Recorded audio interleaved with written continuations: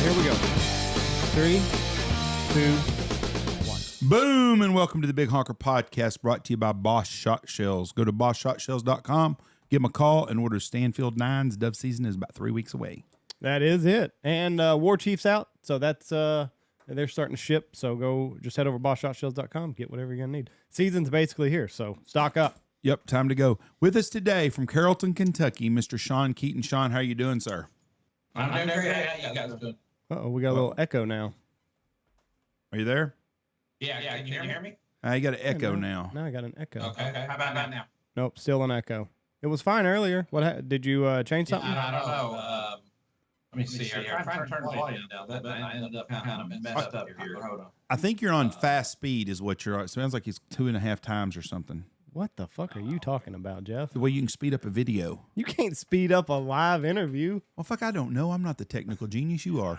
I don't know that either. Tell you what, let me the old trick. I know what's gonna fix this. I'm gonna hang up, and then we're gonna call. I'm gonna call you right back. All right, let's hope this works. All right, let's give this another run. That sounds better now. Sounds good right now. Yeah, I don't hear all that reverb in that. That's all good. Right. Now, okay, we're ready to go. I think. So you live in Kentucky. Do you think that turtle-headed sumbitch is going to get reelected? Before we get into other stuff, well, like I was saying earlier, if you know one thing about politics, that you don't know anything. But you know, it's funny because my grandpa always used to say, "Vote for the crook," because you hate to see an honest man turn bad, right?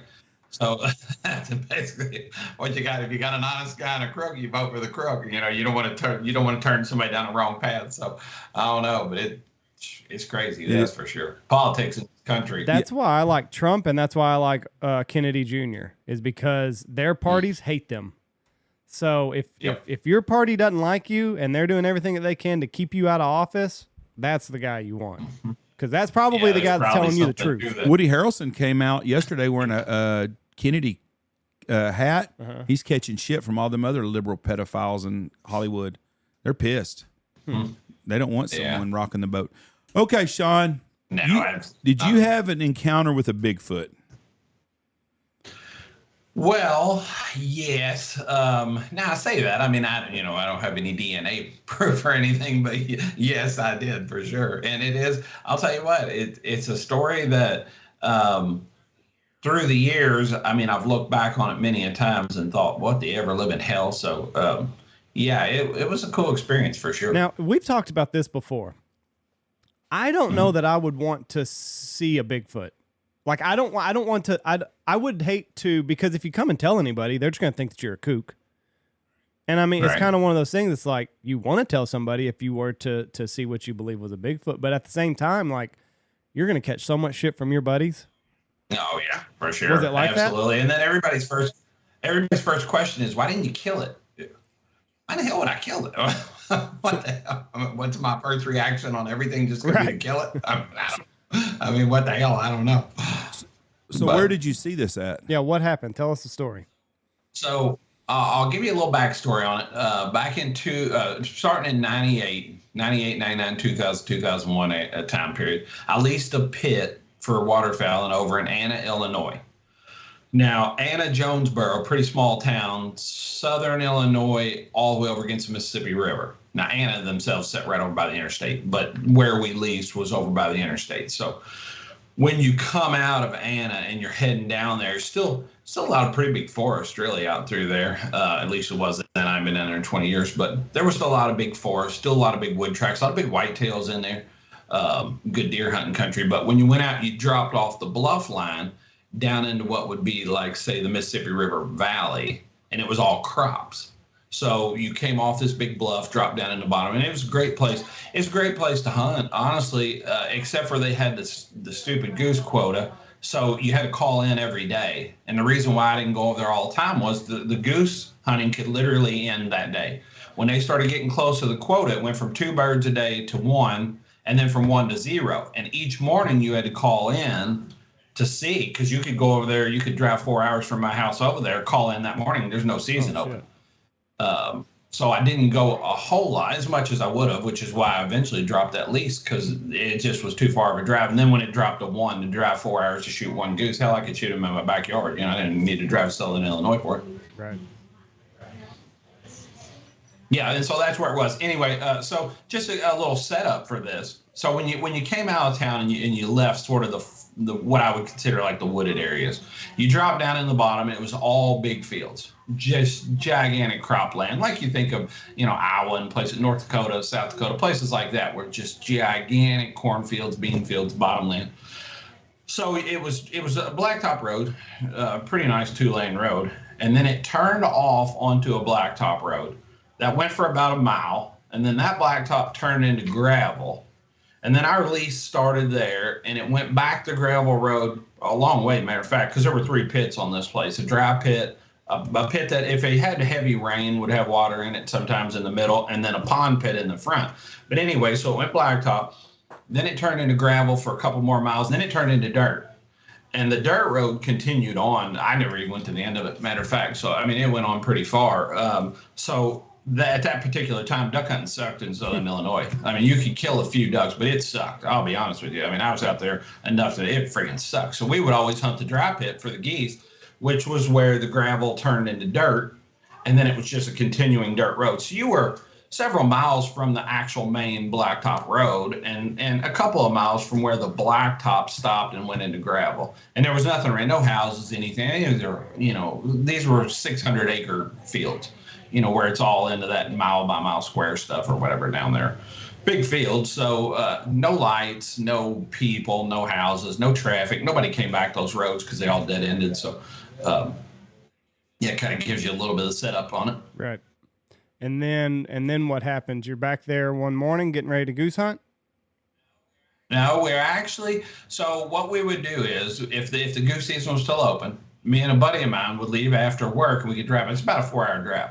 So we'd leave after work. You know, you'd leave at 6 o'clock, 7 o'clock, something like that. You get out there 10 o'clock, 11 o'clock, something like that. And instead of staying at a hotel for 3 hours, we would always just pull down the road. And you could park in the road because nobody was going back there. So you just park in the middle of the dirt road, like right where the gravel met the dirt. So we'd drive out there. This particular day, I think we left a little bit earlier. It seems like, because I remember we went to Walmart for something like, you know, they're communists on ammunition sales, and they were in those days too. But we still they'd sell you like a box or some shit like that. So anyway, we had been to Walmart, and so we drove out to the lease, and it was late, and we just pulled into the road, and it was me and a buddy of mine in the passenger seat and my dog in the back seat. I had a Chevy 2001 Chevy Silverado. Now, it wasn't the crew cabs that everybody think of today. It was the suicide doors extended cab version. So I had my dog in the back, and everybody has their best lab ever. You know, let's face it, we've all hunted for years and years. This is the best lab I ever had. She was absolutely 41 pounds, small, pick up anything, picked up thousands of birds. She started picking up snow geese 6 months old. She was top notch, sweetest thing ever. She was in the back seat, minding her own business. You know, she always had full run of the back seat because we put everything in the back, and it was he and I in the front seats. So we pulled out, and we parked like always. You know, we had gotten some dinner or whatever. It was late. So anyway, we were going to sleep till 4 and then go out and set up all the decoys and all that kind of stuff. So we're just parked, just basically sitting. I mean, we've got our seats laid back. You know, by now it's at this point when the whole thing starts, it's probably between 2 and 3, somewhere like that. We're just sitting in the truck with seats back. In the morning, 2 and 3 in the morning, pitch dark. Yeah. Moonlit night, you could see a little bit, but it was you know, nighttime, but it was pretty moonlit. And then what happens? And so anyway, we're sitting there, and we got the seats all laid back. And again, I had the sweetest lab. I mean, she was $1 million lab, I'll be honest with you. And so we're sitting there, we're laid back, we're minding our own business, we're out, and the dog freaking goes crazy. Now, when I say the dog goes crazy, I mean, this dog completely goes crazy. to the point that like laying down in the seat asleep to standing up, gnashing her teeth. She slams her head into the side window of that truck so hard. That truck was still in my construction fleet here as of not too long ago. It had grooves cut in the glass where her teeth were hitting the glass. I still have pictures of that on my phone. Actual grooves cut in the glass of her teeth hitting the glass. Well, go ahead. Andy looked like he was.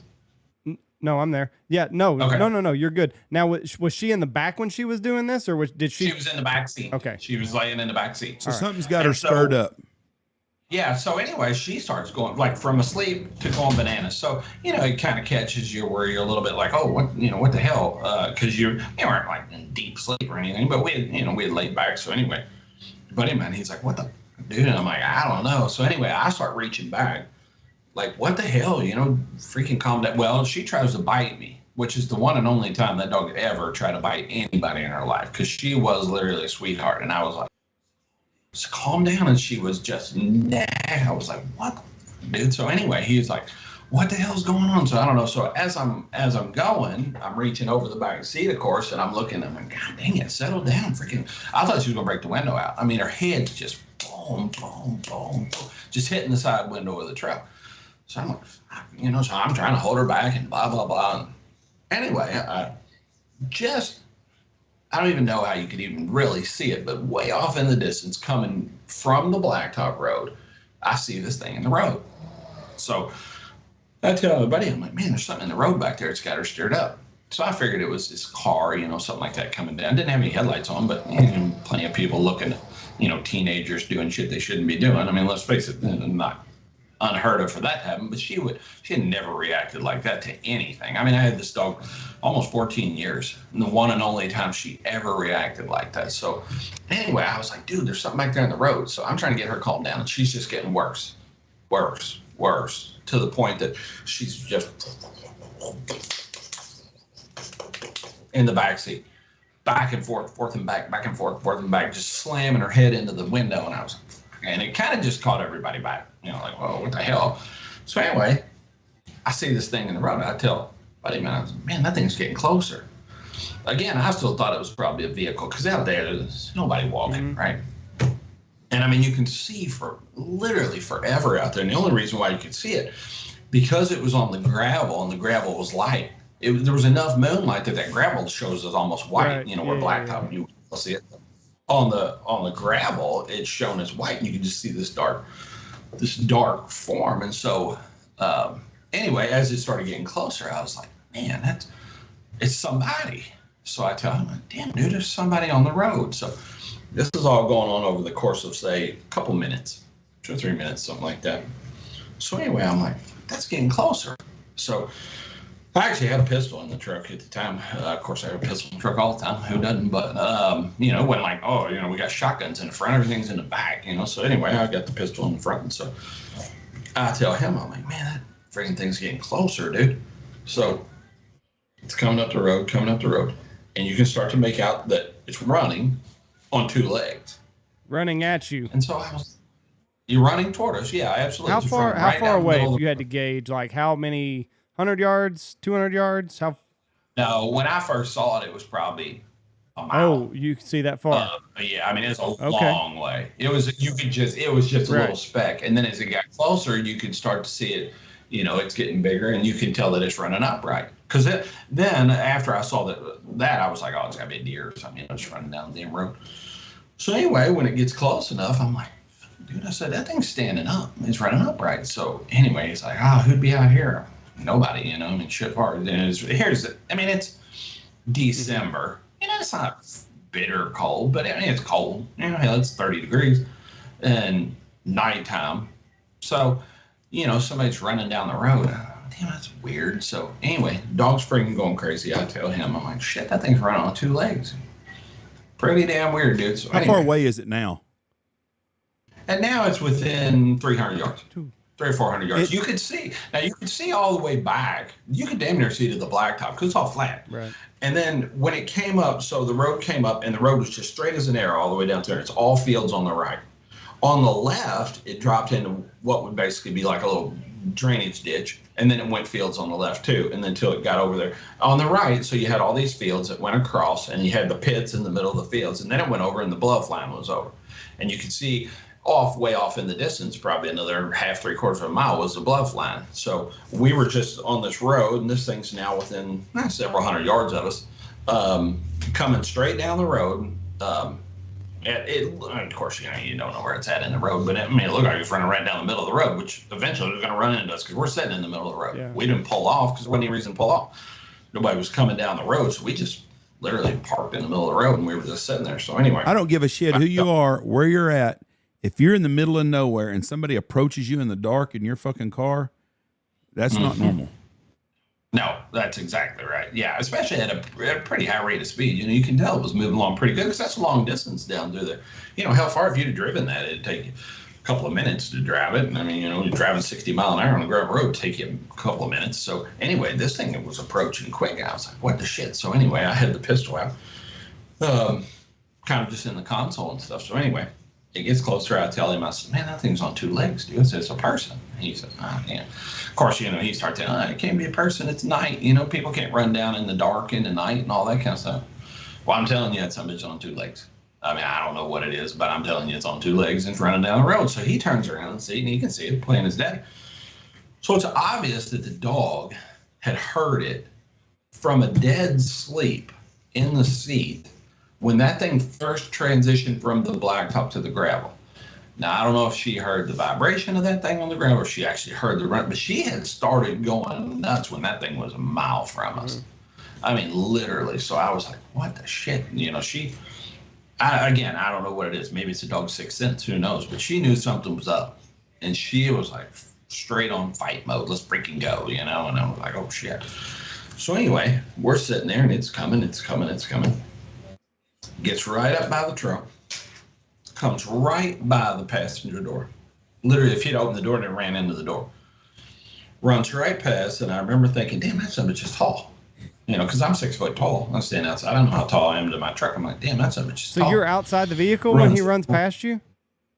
No, I'm just saying, I know what it was like. We were sitting in the vehicle with wind. Of course, it was like I said, it was cold. We had jackets over us and windows rolled up and everything. But anyway, I just remember thinking, damn, that thing's tall. Because like I said, I know me in reference to the truck, when I'm filling it up, getting in the cab and, kind of ducking to get in and all that. This thing was super, I'm guessing somewhere at least 4 or 5 inches taller than I was, than I am, just by judging it running by. So anyway, it literally runs within 2 feet of the truck. Never pauses, never slows down, never looks, never anything. Runs directly past us 2 feet away. Runs on down this dirt road for maybe 50 yards and turns 90 degrees and runs across the cut cornfield. Now, boys, I'm 52 years old next week. I've been hunting cut cornfields since I was 3 years old. You can't run across a cut cornfield.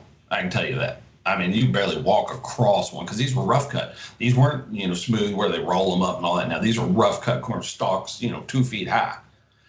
How far in the daylight you can't run across one. Not to mention the fact this thing had ran 2 miles to get to us. Turns 90 degrees after running past us and runs across this cut cornfield. And again, you couldn't do that shit in the daylight. I don't care how good an athlete you are. You can't run across damn cut cornfield.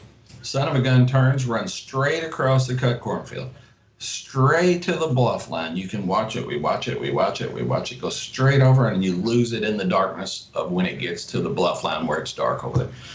My dog turns around, lays down a seat, instantly goes back to sleep. Whoa! What did it smell? Did it stink? We weren't outside the vehicle. We had the windows rolled up, so I didn't smell it, or because of course we probably wouldn't have. Like I said, we were in there, so hard to say really on that aspect. But it was obviously tall. It's much taller than I am, and it had to have made a distinctive sound because I hunted that dog. God, I hunted that dog for probably way too damn long, honestly. But I couldn't leave her at home, so. She had been around a million damn deer and a million people and a million everything. That dog didn't give a shit. Right. But the minute this thing stepped on blacktop, or from the blacktop to the gravel, she knew something was up and she didn't want nothing to do with it. The detective in me says, "Well, did you get out and do anything?" But then the person in me says, "I ain't getting out of a fucking vehicle." What Fuck were you that. like when it was running up to you? Were you and your buddy just like, okay, let's just stay here and see like if this person needs something, or like are you grabbing for your pistol? Just said, I had the pistol in my hand because I was like, if this somebody turns up here and tries to get in the truck, I'm gonna have to make some drastic maneuvers. So I had it in my hand, and it's on his side, so he's kind of like, oh, of course there was console in the truck, and he's like all inch-warmed over on my side of the truck and everything. I was like, damn, dude, you got to get out of the way if I got to pop a shot at something here, because you're like literally right in the way of that thing. But it's very distinctive in that the dog knew something was up. I mean, immediately knew something, like miles of freaking way. I mean, you've been around dogs your whole life, damn. Dogs don't typically act out of character unless something's going on with them. I mean, hell, I've been around rabid dogs and shit, and they act out of character. But I'm talking about a normal dog doesn't just all of a sudden become somebody else and go back to being itself. Right. And so I told him, I was like, well, shit, back up a step. He runs by it, runs over there. The dog lays down, just goes right back to sleep. And we both look at each other, and he was like, what the was that? And I was like, dude, I have no idea. But I said, I wasn't no damn person. I can tell you that shit right now. Because I said, first of all, you'd have to be an Olympic athlete to run as far as that thing ran. In the dark, you'd have to have some kind of freaking night vision. This is 2001. Night vision wasn't like it was now, where you got all this stuff you can buy straight over the counter. That's good night vision. So I said, you'd have to be able to see in the dark. You'd have to be able to run for at least 3 miles. You'd have to be able to run across a cut cornfield. Shit, I couldn't have done that when I was 20 years old, much less now. And you'd have to somehow put off either a sound or a vibe or something that the dog could pick up on. Mm-hmm. So I was like, man, that's freaking weird. So I told him, I said, well, we'll look for some tracks or something when we get out. But the problem was, ground was froze. It was all gravel leading up to there. And then when it turned off to the right, it had been 30 degrees for several days and well below freezing at nights. There wasn't like anything to, I'm just going to pick up this shit, and I'll take this in there. I'll have this analyzed. There ain't nothing analyzed. It ran down damn gravel road and across a frozen field. Right. So I don't know, but I tell you what, I still see that guy to this day. And I was like, what? I mean, I've seen a lot of weird shit in my life. I'll be the first to admit I've seen a lot of weird shit in my life. Hell far. I mean, you live 50 years, you're going to see your share of weird shit. I ain't never seen nothing like that. Yeah. Before or after. So what do you sleep at all the rest of the night? Or I'm sure y'all are wide awake. No. Matter of fact, after that, we got out and got the shotguns. We loaded them son of a bitches up. Because at that point, you didn't really know. There was just that sort of seeded out in your mind, like, that's weird. That's just weird. Again, I just no chance that was a human. But even if it was, you're like, well, shit, that's a crazy son of a bitch. What are you doing out here in the middle of the night? That's running across fields and running down roads and all that kind of crap. So we got out, we got the guns up, and we loaded them. My dog never. Until we finally went out to set out decoys. Fuck, I could have never put out decoys. I'm not gonna lie. I would have been a nervous freaking wreck. What would you rather it be? Would you rather it be Bigfoot or would you rather it be a person? I'd rather it be Bigfoot. I think. I feel like a person is more out of the elements than Bigfoot. That fucker's batshit crazy. Yeah, if he's out there doing that. If that's a person doing that, like that's not somebody that I want to tangle with. And the people. No, that's exactly right. That's a special person if that's a person. That's for sure. Right. And the people that come out and say, "Well, I'd have shot it." Can you imagine the defense right now in Arkansas? If somebody shot some redneck out in the woods running around, goddamn, he just killed him for no reason at all. Right. You can't just shoot something. I understand. Did you see any big feet like marks or nothing that morning? It was all frozen. I didn't really see anything. We looked around actually when we were done hunting because the hunting sucked that day. I remember that. The whole trip is just, even after 20-some years, and I'm not even a young cat anymore, it's still just as clear as a bell because the dog's reaction, the hunt sucked. We looked around after the hunt for a long time, seeing if we could just find anything. Maybe there was some hair, maybe there was a shoe mark, maybe there was something. And then we drove back. And man, you talk about, even though it was only a 4-hour drive, you talk about a long ass drive. 4 hours without sleeping and seeing something in the freaking middle of the night that got you all jacked up and your adrenaline was all pumped up. Oh my God. I drove and I think I slept honestly half that drive. I mean, I was behind the wheel. I got home. I was like, where in the hell am I? How'd I get here? I mean, I was all jacked up. I wonder, has anyone else had a sighting there? I don't know. That's the thing about it. None of the guys now, there was 10 guys in the lease with me. One of them was the guy that was with me. None of the others ever said anything about it. And we dropped that lease right after that.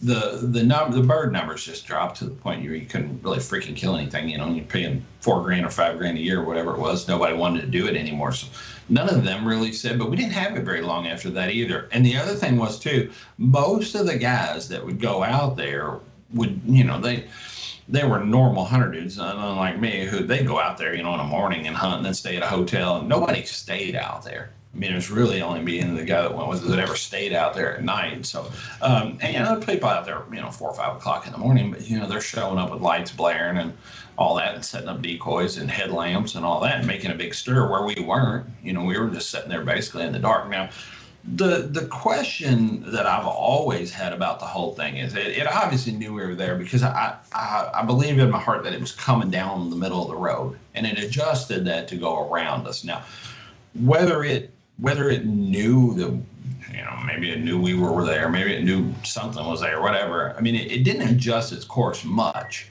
But I wonder why it didn't go across the field prior to getting to us, or the 10th. I mean, you could have went anywhere. Right.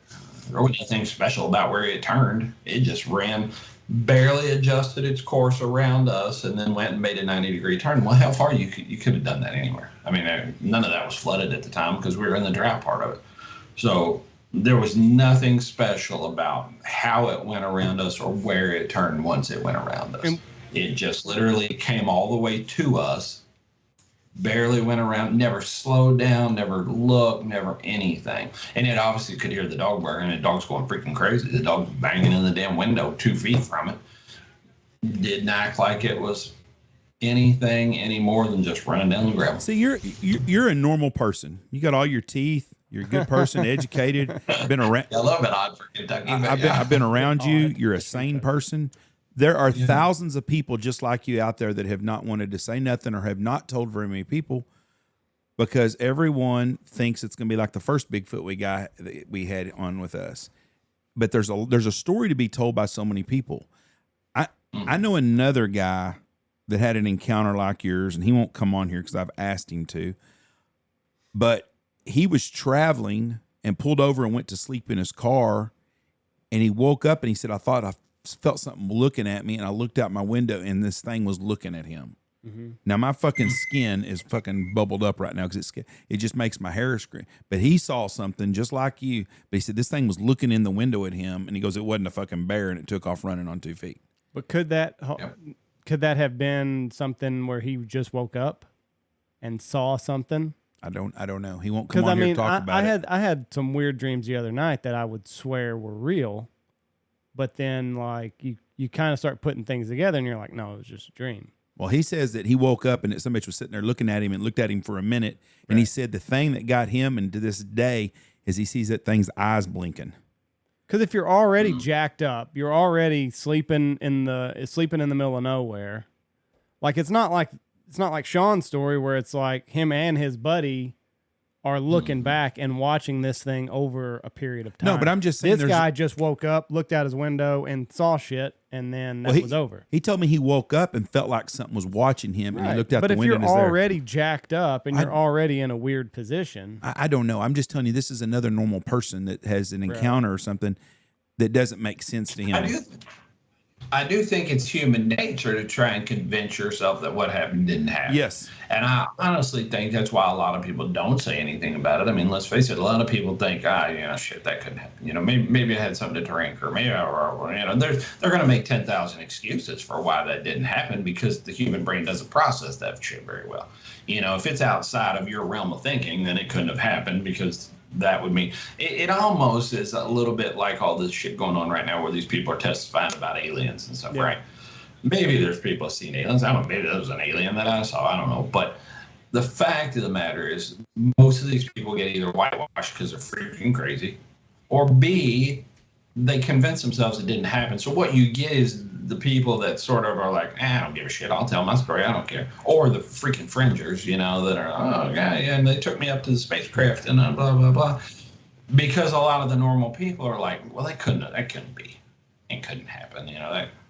That couldn't, it could have just been a person, running through the freaking dark for miles. And there are plenty of people, I'm sure, that would convince themselves that that's the situation because they don't want to be looked at as crazy. I mean, I'm sure there's a lot that goes on.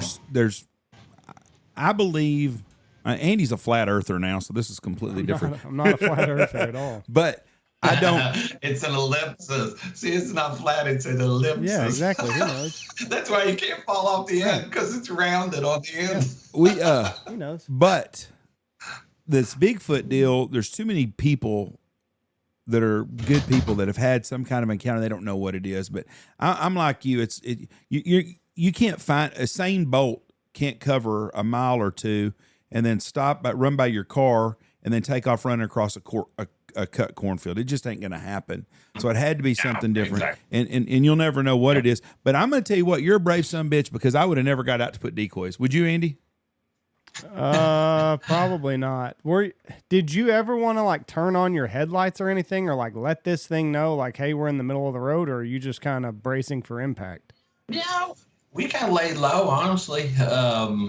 It sort of just did its thing and we did our thing. And it's weird because as things are unfolding in a situation like this, at least in my case, I mean, hell, parts of a different story, but not a lot goes through your mind at that moment. You hear a lot of this too. You could watch YouTube videos on everything. Let's face it, plenty of people talk about, there was a bar fight and this one guy beat everybody up. Well, the guy that beats everybody up in the bar fight's typically the dude who's thinking straight. Right.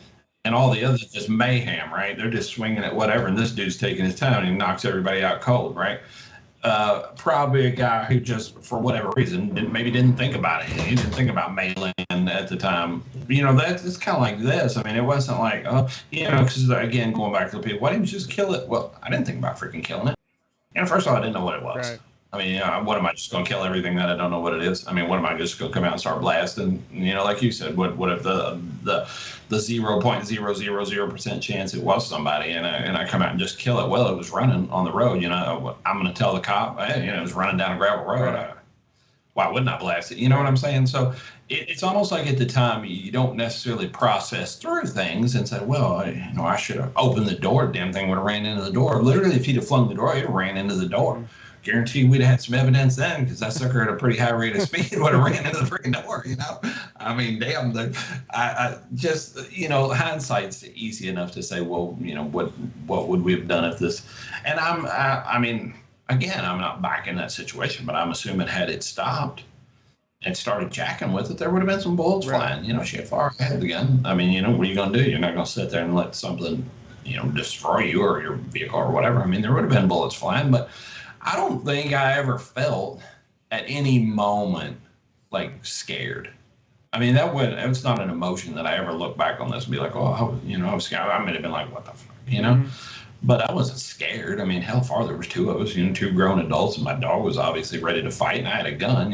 Whatever one thing is going to have a pretty good fight on its hand if it decides to stop. So I didn't feel like I was scared. I felt like kind of like, this ain't right.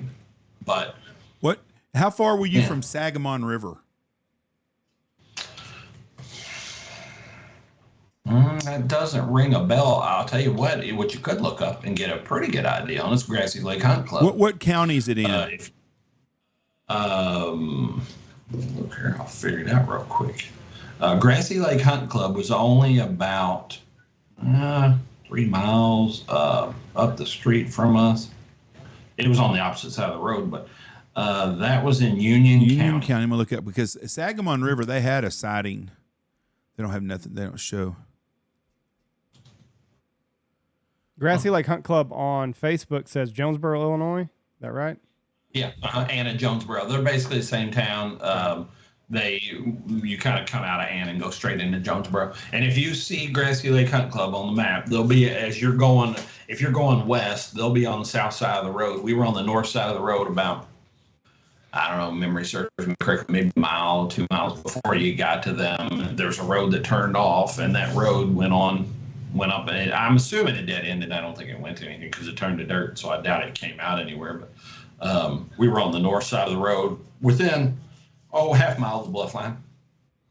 So I'm sure you've replayed this a million times in your mind. What is there anything that you're like, I wish I would have done this differently?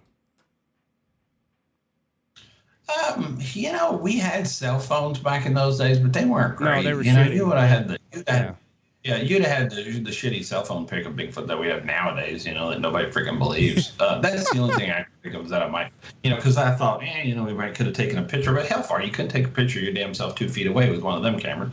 They freaking sucked. As a matter of fact, it's probably a damn flip phone. But I'll tell you what, I have went out and taken pictures. I think I still got them on this phone of that truck window. And those, you could put your fingernails in the grooves in that window from that dog's teeth.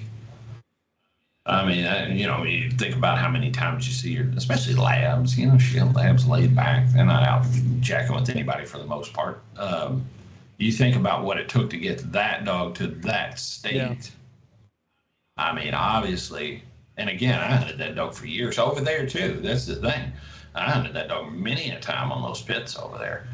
Never once. So it obviously wasn't smell because we were in the vehicle with the doors shut and the windows and all that, which that convinces me that maybe that's why this never came up with that dog ever again out there. Because whatever this was probably had been through there before. Let's face it, it's not on a one-way trip probably.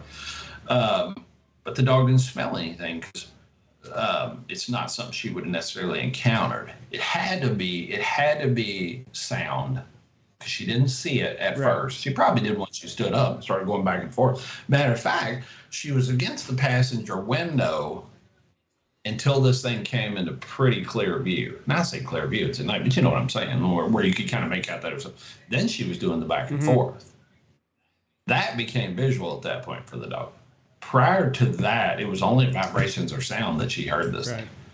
And whatever it was in those footfalls and that noise wasn't normal. And it woke her up. Yeah, woke her up out of a dead sleep. And I mean, that dog could sleep, boy. Of course, she hunted a lot. She was always out doing her things. But when she went to sleep, she was asleep. Yeah. So, I mean, your gut says that this was a Bigfoot, a Sasquatch? I mean, yeah, probably. Because, I mean, although that's not plausible. I mean, let's face it. There's no plausible explanation for what it was. I can tell you one thing. It was on 2 legs. It ran a very long distance across difficult terrain, and it wasn't a person. I mean, that's what I can tell you. I know for a fact it wasn't a person. And what else is around on 2 legs? There's nothing else that runs on 2 legs. And ran literally within 2 feet of us. I mean, I'm not talking about it a long distance. I'm talking about within 2 feet of us. Yeah. And there's not no 6'5" bears running around in southern Illinois. Right, that's exactly. Yep. No, a bear will walk on 2 legs, but not distance. No, not at all. And you wouldn't think of that being big bear country over there. They may have bears. I don't know. I never bear hunted over there, but I wouldn't think that'd be big bear country. It reminds you a little bit. I mean, terrain-wise, somewhat of Texas and some areas and stuff where it's just big crop fields and wood lots and things like that. So, any around your rivers, just typical river terrain where you have a big bottom and then you have a lot of forests and stuff and a lot of big rocks along that cliff line and stuff. So there's plenty of places I'm sure something could shelter and blah, blah, blah. The biggest question is always, well, why haven't we found one? Why haven't we found a dead one? Why haven't we found? But I mean, my explanation for that would probably be, man, there's just not very many of them. Right. I mean, hell far, things get scattered by animals and bones get scattered and eaten and buzzards and all. I mean, how many times have you been in the wood and found bones? I mean, thousands. Let's face it. Hell far, every time you go hunting, you see a bone somewhere, but you don't automatically go, oh shit, that's probably something odd. We watched that show Chimp Empire on Netflix, and if you remember on that, when that one was going to die, he went off by himself and pulled limbs and shit all on him and died. Well, I didn't finish it, so thanks for ruining that. Well, he dies. So, spoiler alert. He dies. Don't have to watch that now. It's 6 months old. You should have watched it by now. No, I should have. I know. But he went and buried himself up somewhere and died. Well, maybe they do the same thing. I don't know. There's just too many instances where people have seen stuff, And let's be honest with you, some of them that see it, they're definitely sleeping with their cousins. But there's lots of people like you that are regular, normal people that have seen something they don't know what it is. You're going to go to your grave wishing you knew what the hell that was. Oh yeah, absolutely. Yeah, for sure. And that's normal. That's why I don't want to see one, because it would wear me out wanting to see that son of a bitch again. Right. It would. I'd be like, I want to go see it. I'm going to set out and, it just don't happen. Who was the first person you told? I'm gonna say his wife. My son was only 3 or 4 years old. Yeah, it's probably my wife. My son was little. He was born in '98, so he was only 3. I've been telling him for years. My brother, probably. When did you start like telling friends and stuff? Like, were you ever like, is this something we really want to tell people? Like, do we want to be labeled as that person? Right. Well, I'll tell you. It never really bothered me telling the story because here's the thing. I ain't saying I know exactly what it was. Right. I mean, you know what? If somebody says to me, that wasn't a Bigfoot, okay, I can't prove that it was. Right. But you can't prove that it wasn't either. Exactly. And that's the way I look at that, and I tell you, it's almost like you all have been bird hunting long enough. Well, I'm sure a lot of bird hunters watch these and all that. That one time you're hunting by yourself and you pull up and you shoot 3 with 1 shot or something, you knock 4 down out of a group by yourself or something, and you're like, son of a bitch, if I tell somebody, they probably believe that. I didn't mean it didn't happen. I was in Alaska one time and shot a 4-bird limit of black scoters with 2 shots. And that's all you can kill for the whole damn time. And then I'm sitting on a rock for friggin' 6 hours and I can't shoot nothing else. And thinking, what the hell? That's the stupidest thing ever. But anyway, it didn't bother me to tell anybody about it. You get a lot. I mean, let's face it. Everybody's a natural skepticist. Everybody wants to believe that their little world is just all there is. And that's why this alien thing bothers people, because they don't want to think outside they want to think their little world's nice, and these beings that can fly across time and space are going to show up and they're going to freaking jack with you. Nobody wants to think about that, right? But this happened. And me and him both, and I still see him to this day, and he was like, dude, what the, I don't know, but I know for a fact it wasn't something that you run into every day. And that dog knew it wasn't something you run into every day as well. Jeez. I'm glad it was you and not me. I am, because I'm telling you, I'm scared of the dark anyways. I was reading on a post about that Union County, Illinois, and there's been a bow hunter 2 times. 2 different bow hunters have seen one during the day. Oh, really? One of them was an 18-year-old kid. I'm telling you, if I was 18 years old and I was in a bow and all I had was a bow with me and a fucking Sasquatch walked by me, I would never be in the woods hunting again. Yeah. That'd be fucking it for me. I just don't. That would scare the piss out of me. Well, and like you said though, people have their little insulated bubble and they don't want anything to deviate. That's just like, you hear from Christians a lot, like, well, I wish God would say something to me. It's like, do you really? Do you really want, like, would you listen anyway? Or would you just brush it off as I'm crazy, or that didn't really happen? He could save a lot of souls with his deep voice. If God come in a room and he said, this is God, and I want you to do something, everybody in that room would be in church every Sunday from now on. Well, just look at David Koresh, because he said that, Jeff. Well, David Koresh really never was told that. But you have to believe. He had 47 people that totally bought in. Yeah, he was the guy that said, I am. Follow me. No, I'm talking about just a voice in a room, not some guy sitting up there that's got pajamas on. Oh, but I mean, people wouldn't believe it anyway, even if most of the time, if they were like, well, I mean, even if you read biblical texts, those people didn't believe it until he like bashed them over the head several times or gave them a really hard lesson. So people are conditioned to not really think anything else. And the fact of the matter is, if you brought a body in, somebody wouldn't believe it. If you had DNA, somebody wouldn't believe it. I mean, there's always going to be somebody that's like, oh, that shit ain't real. That didn't happen. They're faking that. They're doing this. This is Photoshop. This is blah, blah, blah. I'm not bringing any pictures in here and saying, look at this picture from 1998. I'm telling you, the actual what happened, and everybody can make their own decision from there, but there's a lot of people who are going to necessarily discount it straight away because they don't want to believe. They don't want to believe that something's out there that they don't know what it is. Can you imagine? I mean, it's like Jeff said, there's plenty of people be scared as shit by that. You imagine a rookie game warden's first day on the job and somebody pulls up with a dead Bigfoot in the back of a truck they shot. They're going to be like, I need to call in for some help here. Well, yeah, that's exactly right. Now, my question is this, too. Is Bigfoot is he on the exempt list? I mean, you got like English starlings or English sparrows and starlings and groundhogs you can shoot anytime. In Texas. If you go out and busted a cap in a Bigfoot, is he on the list or is he? Texas is open season in Texas, I believe. But so let me tell you what, folks. Check before you go out and shoot one. I don't want to get fucking being drugged through a lawsuit in case you shoot one and it's not fair. But I think in Texas, yeah, Jeff said I could do it. Yeah, I think in Texas it's an open season on Bigfoots. This says no, you cannot. You cannot shoot one in Texas. It is illegal to kill Bigfoot. This is according to the CW39 in Houston, Texas. Well, I'm going to tell you right now, if you get a shot at one, hold on. I think there might just be cities. San Antonio, it is far unlawful to flirt the usage of what the fuck does that even mean? I think in Texas there is no season on a Bigfoot. It's like shooting an elk out here. You can shoot an elk out here, because it's not native animal. Which it is a native animal. They just left and now they've come back. But these are weird laws.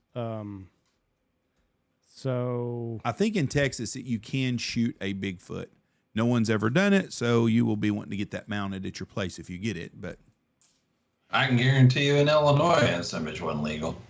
No, hell no, they're liberal shit. Yeah, that's exactly right. There's a specific law against that in Illinois. Yeah. That's just to protect Michelle Obama. See, but in 2012 it says no. I guess it is illegal in Texas. It is in Texas. It is legal to shoot and kill. Illegal. No, I'm just reading the deal right now. It says it's legal. 2012. Huh? That's from 2012. This says it right here. In conclusion, Texas, however, it is also illegal within the state of Texas to kill a Bigfoot if one were to exist. This law became installed region to shield the mythical creature which some believe roamed the forests of Texas. That is from February of 23. So wow, that's just recent. Yeah. But now somebody recently was thinking about that. In 2012, there are articles that say it is officially legal to kill Bigfoot in Texas. So I'm guessing they changed that law sometime. I don't know. That sounds like a 6-7 good months use ago. of their time. Yeah, right. Yeah, that's where our tax dollars are going. Let's not fix the border or anything. Let's just have them come across. You know what? Let's waste time figuring out on if Bubba can kill Bigfoot or not. Yeah, let's let the roads fall into pieces and knock people's tires off. Yeah. And all while we're solving this Bigfoot issue here of whether you can legally kill one or not. You know what they ought to do? The next step is they're going to sell tags for that son of a bitch.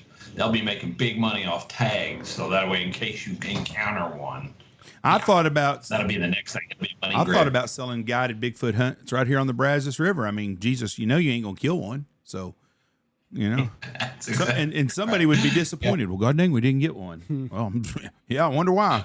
All you'd have to do, you just get you like a foot imprint, and you put some in the sand, you spray some scent around, and that he was here, you just missed him. You know how it is as a guide. You all know yeah. If you'd have been here yesterday, we'd have got that summit yesterday. I mean, the fact of the matter is, you're one day late. I've got a friend of mine that was our football coach, and he was about 6'6" and weighed about 450 pounds.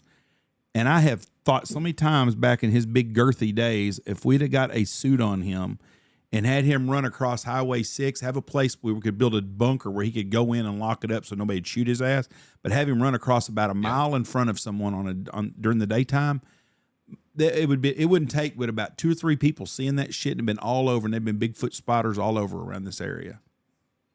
Been the greatest hoax ever. I don't know. It's a weird story. I wish there was. I mean, it just is what it is. But I like that you're like, you know what? I don't know that I saw a Bigfoot, but I can tell you what it wasn't. What it wasn't. I can tell you what I think it might have been. So that's a healthy attitude towards this crazy encounter. I don't know what it was, but I can tell you it probably wasn't this. Well, Shawn, we appreciate you coming on and telling your story. Anybody else out there that's got a Bigfoot story, please holler at us. I like these. I like hearing different things people see, but we appreciate it. We look forward to seeing you again in January. Yeah, absolutely. Look forward to hanging with you guys. That guy needs to come about a week early this time and plug in his Tesla so it'll be ready to drive off, because 3 days wasn't enough to charge it up when it's cold. By the time the hunt's over. Yep. Yeah, Hey, sure. Had enough charge to drive all the way to Seymour now. Yeah, absolutely. Well, we appreciate it, And buddy. if anybody's listening, hey, if anybody's listening and they need something to do, check out the YouTube videos. I do a lot of cooking. I used to teach cooking class. I got a cookbook that's out and all that. For the last 4 weeks, I've been doing the world's greatest sandwich challenge. I'm developing the world's greatest sandwich. You can search Shawn Keeton on there. You can find the videos from the world's greatest sandwich. I think this coming week is going to be the last week of it. So check those out if you get a chance. What is the world's greatest sandwich? Well, I did one the first week. I did one that had a Korean beef. It was phenomenal. The second week, I did one that had bacon wrapped barbecue shrimp and queso. That sandwich was phenomenal. Bacon wrapped shrimp. Hold on, bacon wrapped shrimp and queso. Yes, I never would have thought about that together. You've stolen my heart already. Phenomenal. The third week, I did chicken, like a ground chicken, and then I made a homemade teriyaki sauce with some cabbage, like a homemade slaw, like an Asian slaw. Phenomenal. This past week, just a couple of days ago, I did potato pancakes with the onion and the hot pepper and all that. Patted those out. Fresh tomatoes. And mushrooms in a Dijon cream sauce that basically became the sauce for it, so you didn't need like mayo or anything. And that's a good one too.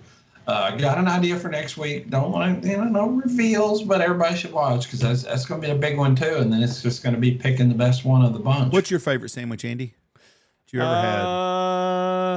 I'm guessing he's going to say Reuben. I like Reuben's. When we were in Miami, I had a Cuban there. It was really good. Oh. Yeah, Cuban's good sandwich. Yeah, I like Reuben's. We went to where did we go in New York? What's the famous place that's closed? Is it Katz? I can't remember which one. Canner, Katz, or Carnegie? Katz. Katz is we might have done Carnegie. I can't remember. It was the one that didn't take credit cards, and I had to do the old shit. How much cash do I have? Kind of motion. Probably Carnegie. I think it was. Yeah, can you take one sandwich off? Right. What'd you have?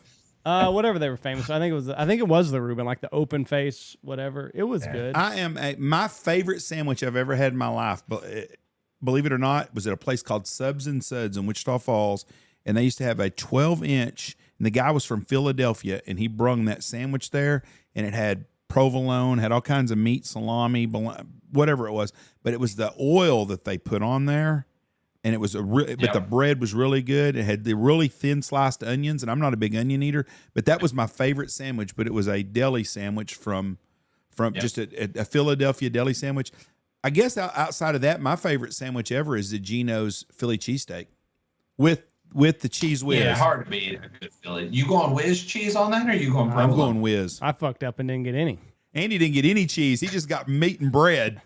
They scared me when I came to the counter. Like a cheese. Yeah, they scared me when I came to the counter. They were very rude, and I'm already like, I'm in a weird city, and they're very aggressive. And I ordered a cheesesteak with no cheese somehow, because I didn't tell them with whiz, so it just came out meat, bread, bell peppers, and onions. It was the worst thing I've ever put in my mouth. My God. Yeah, you needed about 3 Yeah, sodas. I needed to do like those hot dog competition eaters doing, like dip it in some water to get it down. Yeah, we spent an ungodly amount of money. We were broke and on our honeymoon, and we spent what seemed like a bunch of money on this fucking sandwich that was terrible.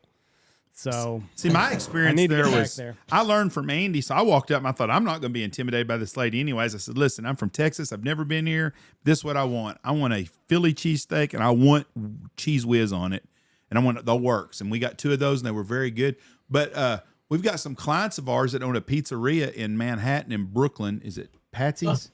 I think it's Patsy's is the name of that place. But anyways, they've got Philly cheesesteaks that are in an egg roll. And they're freaking out of this world. And really? Very, very, very good. But I'm a sandwich eater. I like them.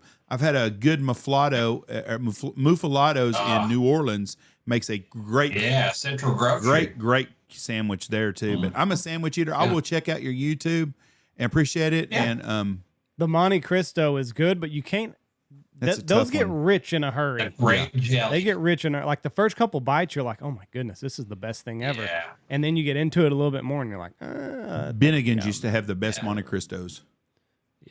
Ham and grape jelly. Yes. Lots of saying. I can't wait to watch this now. Yep, we're gonna check I've it already out. got 'em. I've already got 'em pulled up. absolutely. You know, I will tell everybody too. You know, hey, Stanfield. I'm a food connoisseur. I mean, you can watch all the videos on it. You can see. I know what I'm talking about when it comes to food.